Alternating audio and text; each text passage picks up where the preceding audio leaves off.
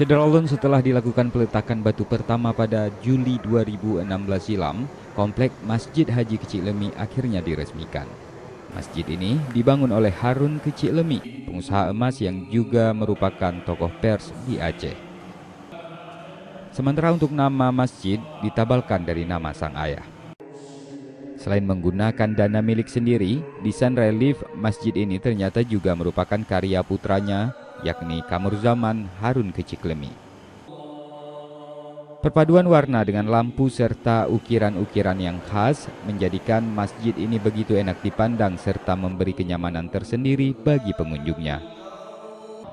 Dengan luas komplek 3.500 meter, Masjid Lima Kubah ini mampu menampung 1.000 orang jamaah. Bagi Harun Kecik Lemi, keberadaan masjid ini merupakan cita-cita yang terkabulkan dan memang sudah diniatkannya sejak 22 tahun silam. Dengan izin Allah Subhanahu wa taala.